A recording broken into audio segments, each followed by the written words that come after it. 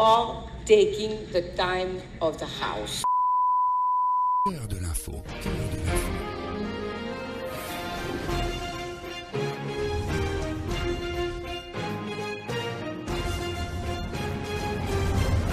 So, yesterday I stumbled upon this video on Télé Plus.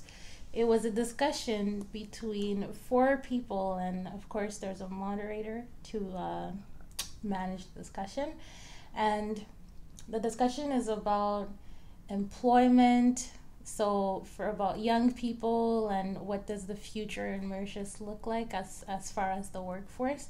And there are four main guests during the discussion. You have one who is research and projects manager, and then you had, I think, the director of l'Université of Mauritius, and then you had there's a managing director of this company, Accenture, and then after the other one was a student or lycéen who's about to go to college. So I guess this discussion was kind of like you had that one young person that's about, you know, to start his life, go study and whatever, and then you had three other people, the trois différents secteurs that are involved in like you know, employment and workforce of Mauritius. And I found it super interesting. It's super long. That video was like 2 hours, but there's a few clips that I have for you, and that I just wanted to see like how you would feel and what you have to say. Because obviously we're not going to watch the whole thing. Yeah, it's 2 hours, so no. 2 hours. But there's a few clips that I found interesting. I took the highlights. So let's see what you think about them. Okay, sure, let's have a look. À la base, j'ai eu la chance de pouvoir faire deux filières différentes. Donc, j'ai fait pas seulement les langues, mais aussi économie, business. Et puis, arrivé au niveau de la HSI, j'ai dû faire un choix et j'ai toujours été plus passionné par les langues. Vu mon choix pour la HSI. Alors, votre HSI en poche, de surcroît auréolé lauréat, et vous allez donc l'année prochaine démarrer vos études en Angleterre, vous allez être avocat, vous voulez être avocat du moins. C'est toujours avocat de vendredi ou ça a changé? Pour le moment, c'est toujours avocat, mais on ne sait pas, peut-être ça a changé. Donc le choix définitif n'est pas fait. Le choix est presque définitif. Ouais. Donc on ne sait pas, enfin, il y a toujours... Justement, avocat, c'est un rêve, une réflexion, une stratégie derrière pourquoi ce choix? Pas vraiment un rêve, je vais être honnête. Depuis que je suis tout petit, mon père a toujours voulu que je sois avocat.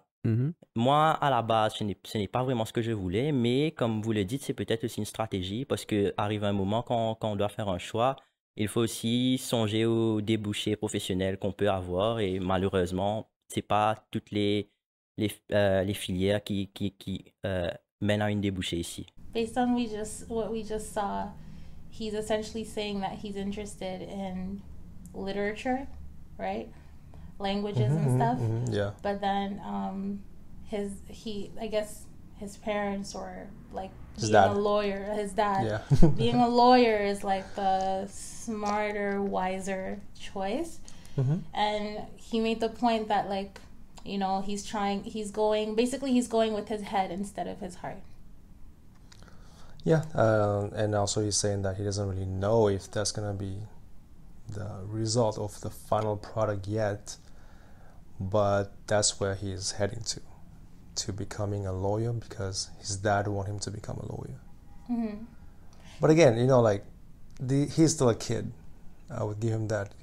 Obviously, at a young age, we only have our like parents, teachers, or the media to kind of educate us about, okay, what job is available, what's the best choice for us, instead of trying to really look into what we like or what we want to be.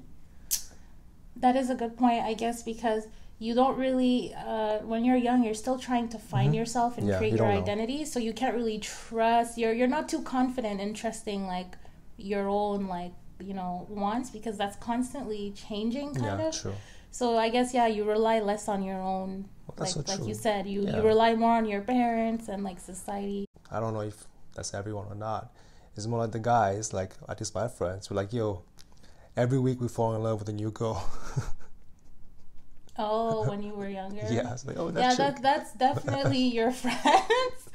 It depends So, what yeah. age. If you're like 7 years old, okay. But if you're like 16, 17, and you fall in Yeah. love with a new girl every week, yeah, You get the idea. It's more key. like, hey, like we see this girl last week, like, okay, she's the one that I want, and the next week, okay, maybe not that one, maybe this one now. So maybe that's where he might be in his headspace right now, you know.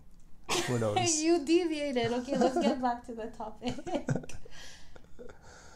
Écoutez, je suis très heureux. Je crois que c'est la première fois que j'entends un jeune réfléchir par rapport aux débouchés.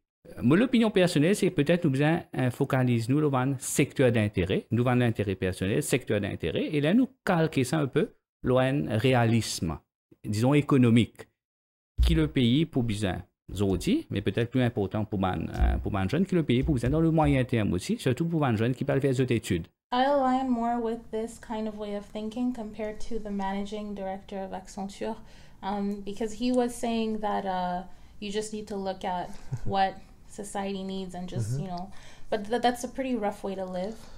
Yeah, but it makes sense logically, you know. I guess as a guy, I was like, yeah, sure, it's logical. What can make me money? And this is what I know I need to learn that and give them that so they can give me what I want. So it's more logical way of thinking. But again, human is not only logical, we also think emotionally. So there's a balance of many things, yeah, for sure. Et je vais vous dire quelque chose dont on parle souvent par rapport à notre industrie, l'industrie de la technologie, l'industrie ICT, BPO. On dit que pour notre industrie, on souffre à Maurice de ce qu'on appelle un mismatch. Mais je vais vous dire, moi je ne parle plus de mismatch parce que il faut voir ce qu'on appelle le root cause du mismatch. Le root cause du mismatch, c'est des erreurs d'orientation.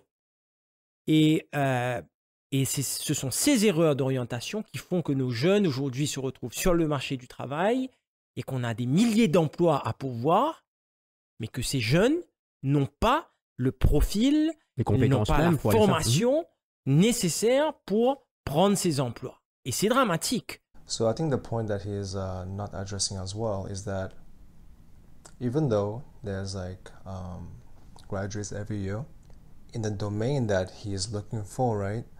The job description or the requirements, not every posting obviously, but most of them requires 3 years of experience, 4 years of experience. So how are they going to get that once they graduate? When he's talking about the mismatch. It's just a mismatch. It's not just a mismatch. It's that you require them, once they come out, the job posting you have is a mismatch to begin with. Even though they are qualified skill-wise, they don't have experience. And you would take someone with experience over them anytime. That's just the truth. I see. Well, yes, I definitely agree with that because I think everywhere in a lot of societies that's a problem where you have the education but then people require the experience as well, but it's like, hey, I was busy, I was in school, how am I supposed to, you know? But I feel like he's trying to say that it's more like there's more people, like I feel like he's saying that there's a lack of like competence in these industries. Yeah, there's a lack of talent. As if the demand is there but the supply is just, there's nobody who can fill in these positions at all. Even if we were to take away the experience criteria, there still would be very few people to choose from. Yeah. So I really don't know how accurate that is because I've never really lived, like I don't live there, I don't know. I would say I do agree with him in that case, at least in regards to IT or like technology fields, STEM fields. So I would definitely agree with him. But obviously that's not just the only cause, right? Why there's no employees or no one want to work for them. There's many causes. It's a multivariate problem, but yes, the other thing I'm wondering is, which they did touch on during like, because I tell you it's a long video, and eventually they did get to the point that for us to know where we need to get educated, we need to be aware. Exactly, yeah. And what are you actually looking for? What is society what is society in need of? Like, how am I supposed to know what's available? I'm qualified, but if you Google like jobs in Mauritius, which I've done before, I don't see it. So I think already like investing in just actually the advertisement and actually making it known, like he's talking about orientation. I feel like it's good to focus on the people who are already in Mauritius and that need orientation, but there's also la diaspora qui est à l'extérieur that also maybe need, there's people who are interested. Like I know people who are interested.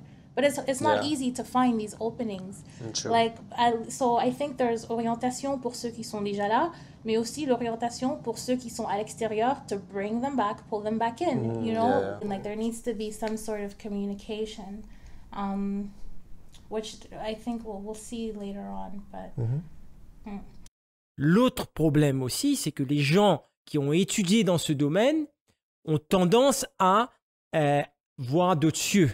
Et de quitter Maurice. Aujourd'hui, si on n'avait pas ce problème de brain drain et ce problème d'orientation, notre secteur, d'après moi, aurait été le double de la taille actuelle. J'ai un message pour tous ces jeunes. L'économie mauricienne a besoin de vous. Il ne faut pas se dire qu'il n'y a pas de travail à Maurice. Il y a plein de travail. Accenture est en train de recruter 300 personnes dans les 4 mois à venir. On n'est pas les seuls. Dans notre secteur, on recrute.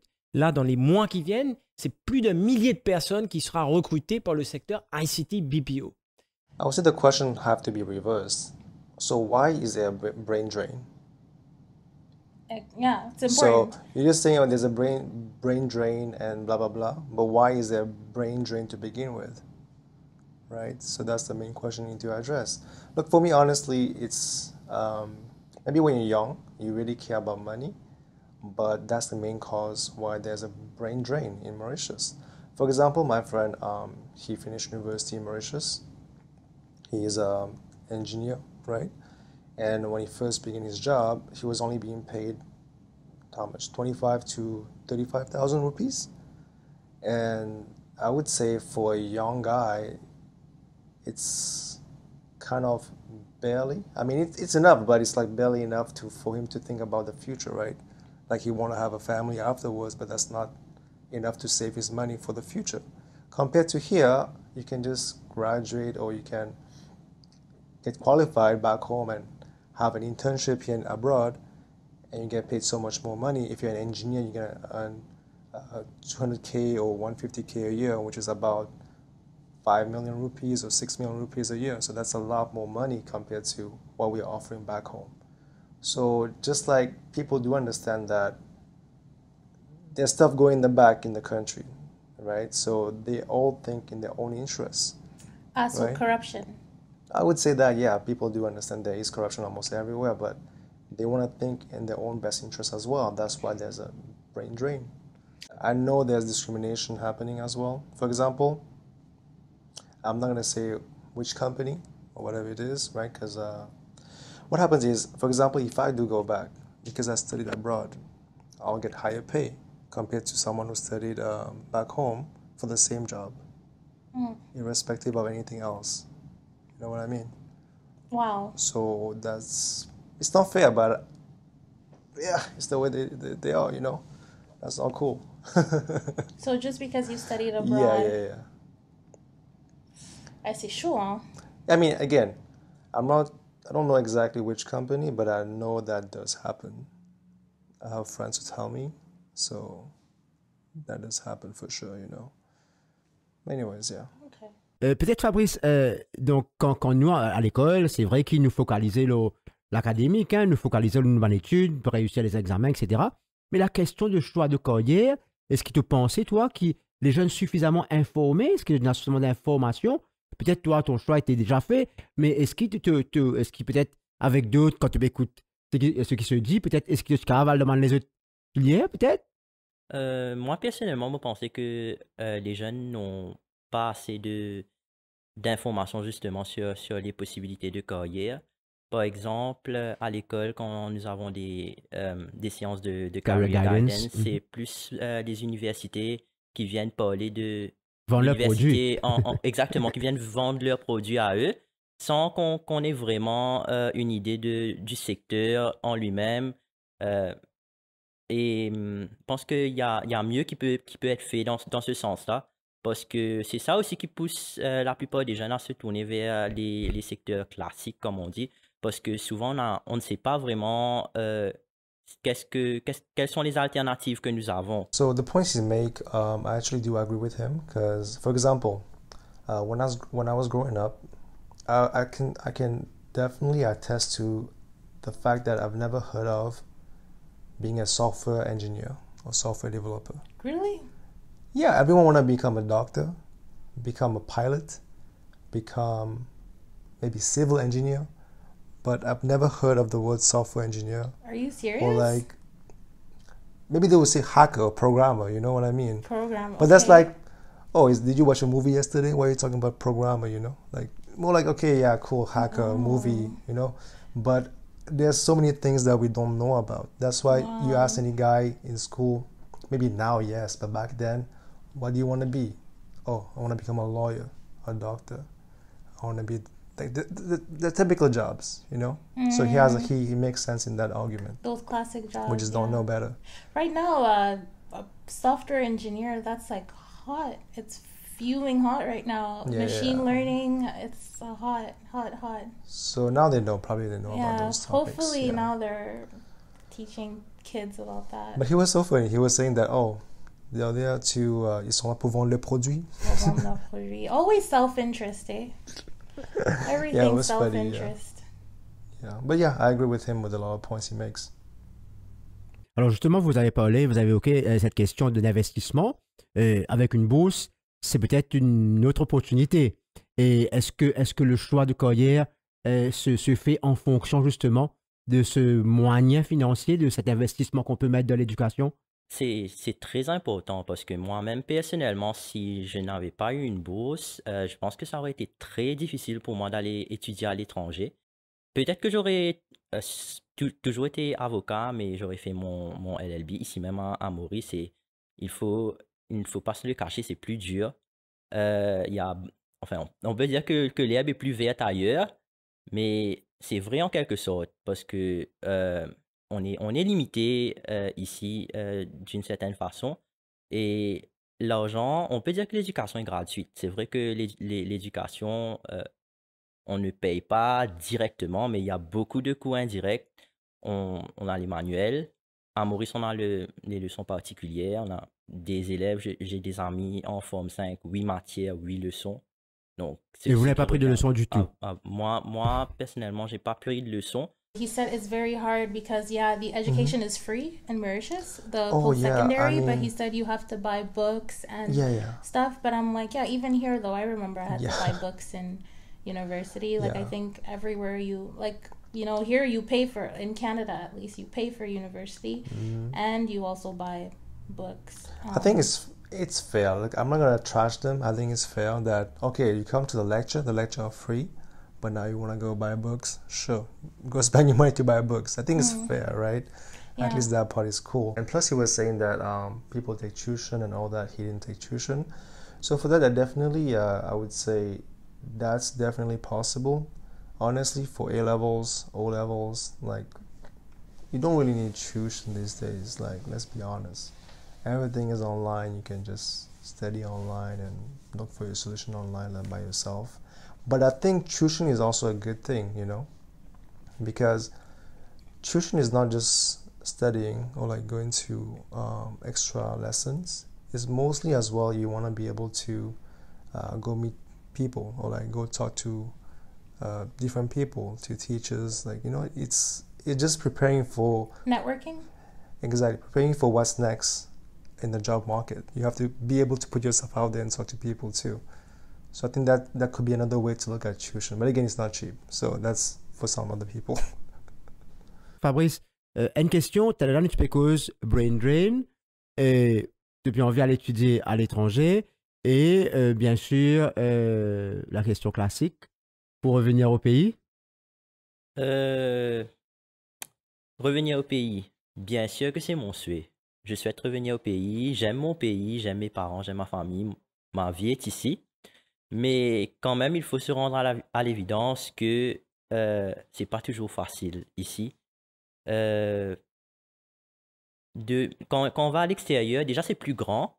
le marché en lui-même est plus grand, on a plus d'opportunités de promotion aussi peut-être, parce que ici à Maurice, on a beaucoup de secteurs qui sont très saturés. Et quand on est jeune et quand on commence, ce n'est pas forcément évident. Ça prend beaucoup de temps avant de se faire une place, dans le secteur, il faut une place dans ce secteur-là. Et j'espère de tout mon cœur que je vais pouvoir revenir à un moment. Quand? Est-ce que ce sera après 5 ans, après 10 ans, après 15 ans? Je ne saurais vous dire. Mais il est vrai aujourd'hui qu'il y a beaucoup de parents qui conseillent à leurs enfants de ne pas revenir. Moi-même, personnellement, mon père, souvent, il m'a dit comme si tu as des opportunités à l'extérieur, si tu vois que tu as plus d'opportunités que ici, c'est mieux de rester à l'extérieur et de faire ta vie là-bas parce que, justement, land of opportunity, comme on dit. Maintenant, rester à l'extérieur, ça importe aussi beaucoup de choses parce que déjà, le manque de la famille va se faire ressortir, c'est vrai, mais de plus en plus en Europe, on a le problème du terrorisme, la sécurité, qui est en train de devenir un issue de plus en plus pressant. Donc, c'est aussi une chose qu'il faut vraiment prendre en considération de plus en plus maintenant quand on songe à partir, s'installer à l'extérieur.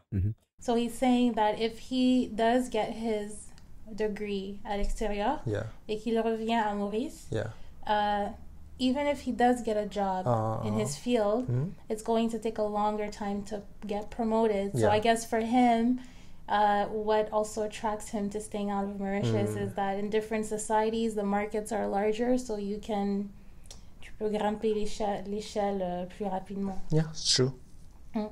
Because back home, usually they are the old people at the head, right?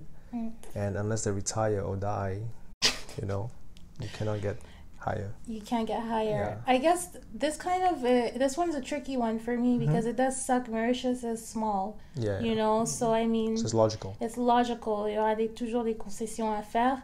So I think maybe for that, I don't know, I'm not like an expert on that economy, but like maybe at least if you're in the same position for a long time, but your pay is good, then maybe that's like incentive to just, forget about that promotion, because in this position, you already you can live the way you want. Because usually there's two main reasons why people want promotions. One is because they want to get to a different position where they get closer to doing what they actually want to do. Okay, so they get more responsibility that they actually want. Okay. Or usually, I think, I don't have the stats, it's just my opinion. I think most people, it's also for monetary reasons. So the higher you go, the more money you make. So I think that's the real reason. But plus, I think you forget something is, I don't want to bash the Mauritian society. Is of course for status reason too. People look up to people who's like, oh wow, he's a director or he's a manager. Like, bro, okay, I don't care. You know what I mean? Yeah. So people back home really do look up to people who are higher position, which I do understand, but I don't understand either now. It's like, okay, good for you, man, cool. Let's move on. Yeah, let's move on. I think that's a deep. Okay, yeah. Pour moi, j'ai même pas pris ça en considération because I think if you get into that, I think that's more of like a personal, the way you're wired. Because honestly, this whole status and hierarchy thing, pour moi, c'est juste des conneries.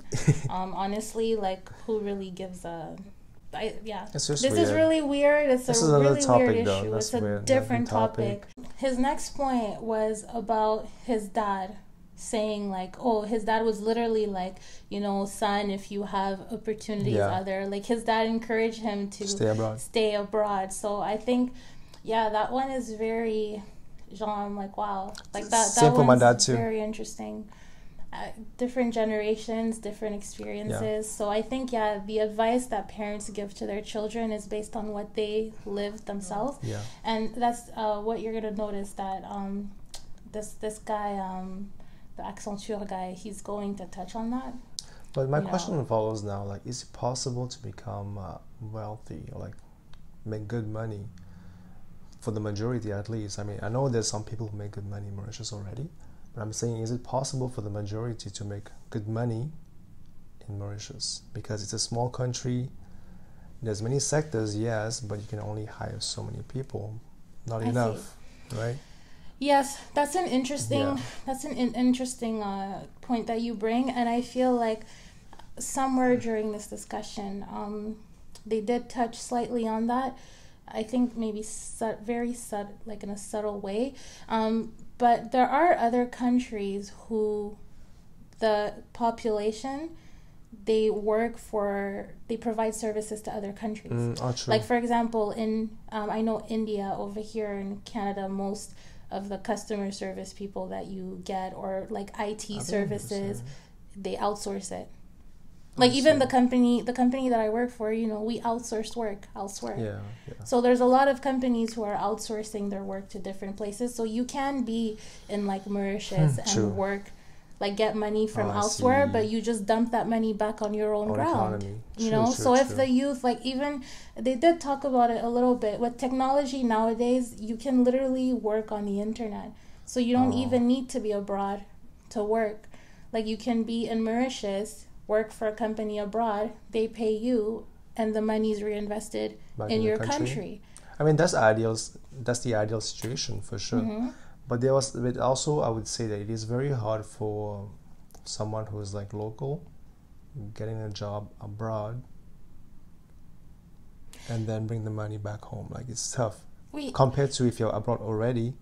You get your job, you get a degree, and then you come back home, you can work. Mais ça, c'est là où il y a le problème d'orientation, and that's when the like leaders of the country, that's their job. Because I know that the way that these things happen usually is because there will be a company in India that their job is to connect workers with other companies. So you need to network. So there's going to be a company in Mauritius that's going to have relationships with other companies and like, abroad, and then link. That's how it works. Vous pensez qui nous un petit peu victime de nous l'histoire de nos pays, un petit peu quand on get l'histoire économique, c'est dans une grande entreprise familiale, une cause népotisme, une espèce de culture que bandimoun essaye faire de sorte qu'ils ont de famille better off. Donc comme pays là petit, l'économie là petit, ou bien dire petit. Et tu as du monde qui a un privilège, et tu as beaucoup de monde qui trouvent tout fermé, tout la porte fermée pour eux. Donc sa génération de nos parents, nos grands-parents, ont souffert de ça.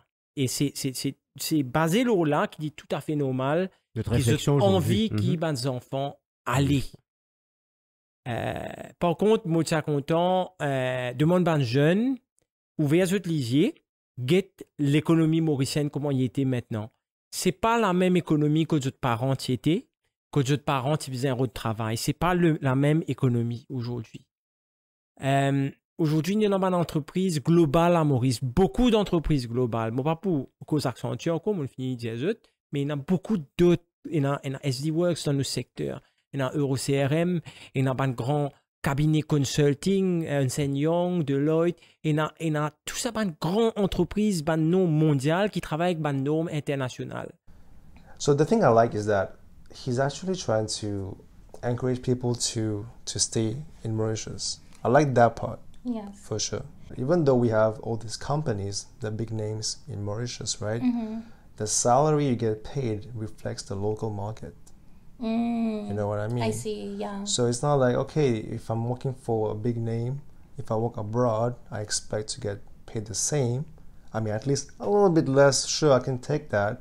But significantly less is like, okay, why would I be working in this company if I'm getting like butter, you know what I mean? So nothing at all. That will be one of the difference too. I see. The thing that I didn't like that he about his speech right here was that franchement, if I'm going to, well, I guess that's just me. Yeah. Moi, je m'en fous de Deloitte. Je m'en fous de where are the Mauritian companies?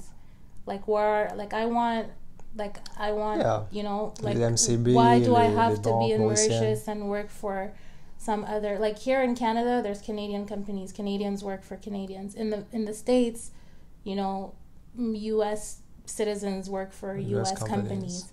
You know, or if like you see a U.S. person in like France or however, whatever, it's they work for like a U.S. company that has a branch there.